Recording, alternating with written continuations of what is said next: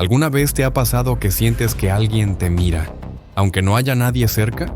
Yo solía ignorar esa sensación. Pensaba que era simple imaginación, cosas de estar cansada. Pero aprendí con el tiempo que hay situaciones que no puedes explicar tan fácil, y que a veces lo que parece un presentimiento es una advertencia. Todo empezó con algo que en ese momento me pareció imposible. En la escuela había un chico que me gustaba desde hacía tiempo, alguien a quien solo miraba de lejos sin atreverme a decirle una palabra. Por eso cuando sonó el teléfono de mi casa y una voz dijo que era él, me quedé congelada. Lo que dijo después me aceleró el corazón. Mencionó el broche verde que llevaba ese día en el cabello, describió el color de mi falda y dijo que me había visto acomodar mis cuadernos antes de salir del aula. Cada detalle coincidía con mi día. Y mientras lo escuchaba sentí cómo el corazón me latía tan fuerte que pensé que se me iba a salir. Durante una semana hablamos varias veces por teléfono. Él me preguntaba cómo estaba, qué había hecho en el colegio, a qué hora llegaba a la casa, qué me gustaba hacer cuando estaba sola. Yo pensé que era interés genuino, como si finalmente alguien se hubiera fijado en mí. Jamás imaginé que le estaba dando a un desconocido información muy personal. Al final de esa semana me pidió vernos en persona. Acepté casi sin pensar, convencida de que era el chico por el que llevaba tanto tiempo suspirando en silencio. El día de la cita estaba tan nerviosa que revisé mi ropa varias veces. Cuando escuché el timbre, mi corazón latía tan rápido que tuve que respirar profundo antes de abrir la puerta, pero apenas la abrí, supe que me había equivocado. No era él, no era el chico que yo esperaba ver. Frente a mí estaba un muchacho delgado, con la ropa algo sucia. «Soy Daniel», dijo, y aunque ese nombre no significaba nada para mí entonces, algo en mí se tensó. Caminé con él unos pasos fuera de la casa, tratando de ser educada, pero el silencio que hacía entre frase y frase me ponía cada vez más nerviosa. Sentía que me observaba demasiado. Después de unos minutos inventé una excusa para volver a entrar. Él solo asintió y se alejó sin decir nada más. Yo cerré la puerta con el deseo de olvidar ese momento. Pensé que ahí terminaba todo, pero me equivoqué. Los días siguientes fueron aparentemente normales, hasta que cosas pequeñas comenzaron a sentirse fuera de lugar. Llegué un día y mi mochila no estaba donde la había dejado. Pensé que era mi hermana, pero ella me aseguró que no había entrado a mi cuarto. Después encontré mi cepillo detrás de la puerta, cuando siempre lo guardo en el mismo cajón, y más adelante desaparecieron dulces que tenía guardados en mi mesa de noche. No eran cosas importantes, pero sí suficientes para hacerme pensar que algo raro estaba ocurriendo en la casa. Poco después, comenzaron las llamadas silenciosas. Contestaba esperando escuchar una voz, pero solo escuchaba respiración. Una respiración lenta y profunda, como si quien fuera estuviera esperando que yo hablara primero. Intenté convencerme de que era una broma pesada, pero la sensación que me dejaba nunca fue graciosa. Una noche, mientras hacía tarea en mi cuarto, escuché un golpe fuerte en la pared, justo detrás de mi cama. No era un crujido normal de la casa, era un golpe sólido, como si alguien hubiera golpeado desde adentro. Llamé a mi hermana y justo cuando entró, escuchamos otro golpe más fuerte en el mismo punto. Mi papá subió, revisó todo el cuarto y el pasillo, golpeó la pared y abrió el closet. Luego me dijo, intentando sonar tranquilo, que seguramente la casa se estaba acomodando por el frío, que era común en casas viejas. Yo traté de creerlo, pero cada noche la sensación se hacía más difícil de ignorar. Comencé a despertarme sintiendo que alguien estaba parado en algún rincón de mi cuarto. Había una esquina que siempre estaba fría, incluso con la calefacción encendida, y algunas noches juraría que escuchaba un roce suave dentro de la pared, como si algo o alguien se moviera muy lentamente. Intenté explicarlo, pero siempre sonaba exagerado. Mis papás decían que era estrés.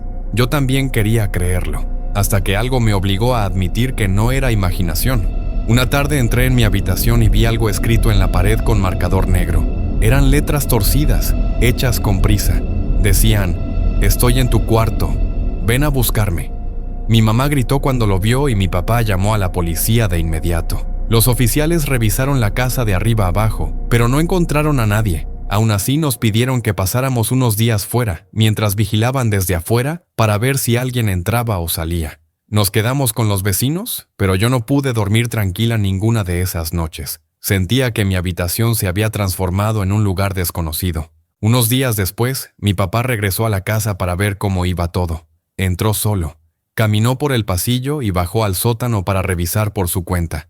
Fue allí donde encontró algo que no tenía ningún sentido.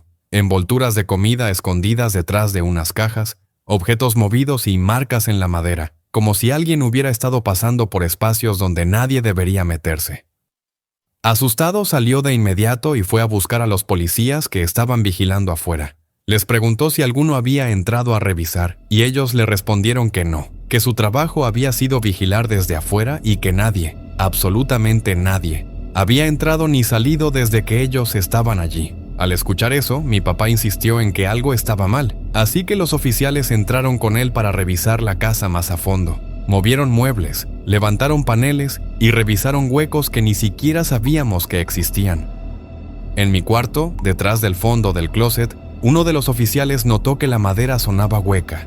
Quitaron el panel y encontraron un espacio vacío lo suficientemente grande como para que alguien pudiera esconderse allí. Y allí estaba él, agachado, cubierto de polvo, respirando rápido y con el rostro manchado de pintura vieja.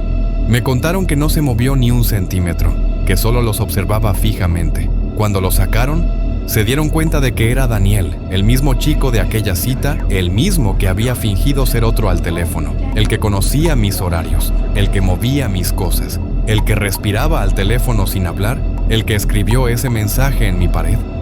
Él había estado viviendo dentro de mi casa, escondido entre las paredes, moviéndose por huecos que ni siquiera sabíamos que existían, escuchando nuestras conversaciones y observándome mientras dormía. Se lo llevaron detenido, pero no pasó mucho tiempo antes de que nos enteráramos de que no iba a quedarse ahí. Como era menor de edad, su caso quedó en manos del sistema juvenil, y lo único que recibió fue una evaluación, algunas citas obligatorias y una orden de mantenerse alejado. No hubo una condena real, no lo vigilaron, no lo retuvieron. Recuerdo el día en que mis papás me dijeron que ya estaba libre. Sentí un hueco en el estómago que no supe cómo manejar. Pasé varias semanas revisando las puertas más de una vez antes de dormir, evitando entrar sola a mi cuarto y despertándome con cualquier ruido. Al final, mis papás tomaron la decisión de mudarnos. No querían que él supiera dónde vivíamos ni arriesgarse a que regresara. Intenté seguir con mi vida, pero él siempre estaba en algún rincón de mis pensamientos. Y entonces, un día cualquiera, mientras veía televisión, escuché su nombre en las noticias. Me quedé inmóvil. Decían que estaban buscando a un adolescente sospechoso de haber asesinado a una madre y a sus 2 hijos pequeños. Sentí un frío que me recorrió el cuerpo entero. Era él, el mismo que había respirado a centímetros de donde yo dormía, el mismo que se había escondido dentro de mi pared. Lo capturaron 2 días después y, esta vez, no hubo escapatoria. Lo juzgaron como adulto y lo condenaron a cadena perpetua. Mientras veía ese reporte, no pude evitar pensar en qué habría pasado si no lo hubiéramos descubierto a tiempo. Años después, ya siendo un adulto, él intentó pedir una reducción de su sentencia diciendo que estaba rehabilitado. Pero el juez lo negó sin dudar. Y aunque nunca lo dije en voz alta, sentí alivio. Hoy sigo con mi vida, pero hay cosas que no desaparecen del todo. A veces, cuando salgo de la ducha, reviso las ventanas sin darme cuenta. Cuando escucho un ruido en la noche, mi mente se activa antes que la razón. Me volví precavida, quizá demasiado, pero después de algo así, una parte de ti nunca vuelve a sentirse completamente segura. Aprendí que los ruidos de una casa no siempre son tuberías, ni madera, ni animales. A veces, tristemente, pueden ser alguien. Y sobreviví para contarlo.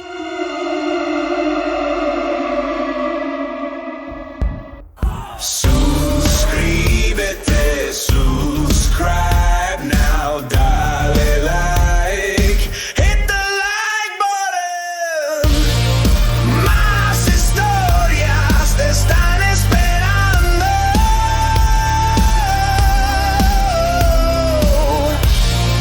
More stories are waiting in the shadows.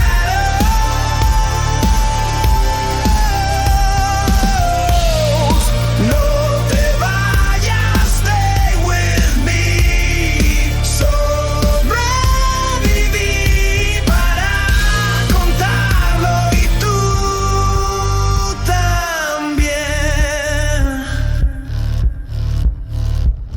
I survived to tell, and so did